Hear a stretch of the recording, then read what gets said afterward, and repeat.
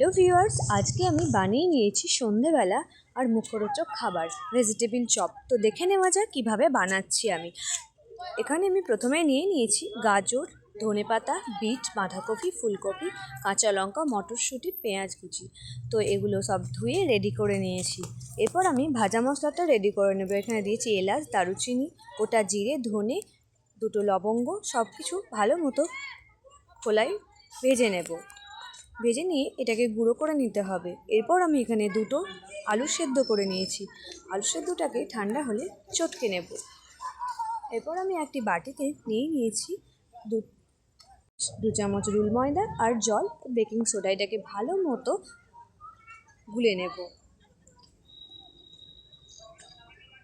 তোমার গুলে নেওয়া হয়ে গেছে। এরপর আমি এখানে নিয়ে নিয়েছি 4টে পাঁপা। এটাকে ভালো মতো গুঁড়ো করে নিয়েছি। এরপর কড়াই তেল দিয়ে ভালো মতো হালকা হালকা করে ভেজে নেব পেঁয়াজগুলো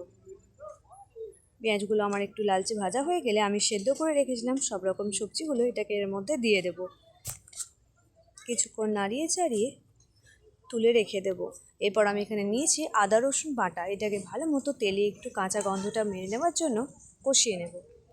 কষিয়ে নেওয়া হয়ে গেলে সব উপকরণগুলোকে আমি দিয়ে এটাকে ভালো মতো কষিয়ে নেব।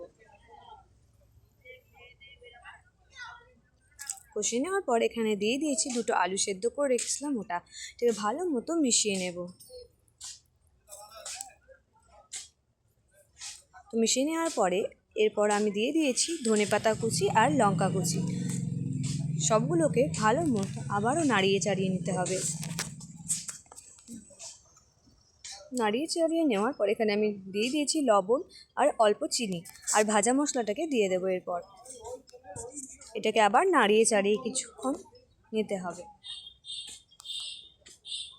ভালো মতো গুঁড়ো মশলাটাকে আমি মিশিয়ে নিচ্ছি। তো আমার পুরটা রেডি হয়ে গেছে। এরপর ঠান্ডা হয়ে গেলে আমি এইরকমভাবে শেপ নিয়ে নেব। তো আমার তৈরি হয়ে গেছে এইভাবে। এরপর আমি সবগুলো আমি ভালো মতো ডুবিয়ে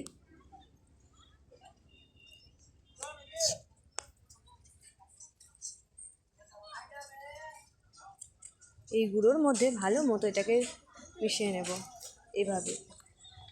তো তৈরি হয়ে গেছে আমার সবগুলো। এরপর আমি কড়াইয়ে গরম তেল বসিয়ে দিয়েছি। এটা একটু গরম হয়ে এলে লো ফ্লেমে হালকা হালকা আঁচে ভেজে নেব।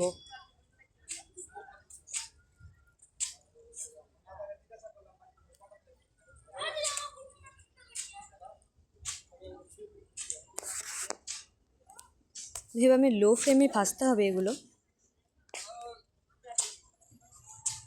তো আমার সবগুলো ভাজা হয়ে গেছে। একটি পাত্রে তুলে রেখে দেব। তো তৈরি হয়ে গেছে আমার ভেজিটেবিল চপ। কেমন হয়েছে অবশ্যই কমেন্ট বক্সে এসে জানাবেন। ভালো লাগলে like, comment, share and subscribe করতে ভুলবেন না।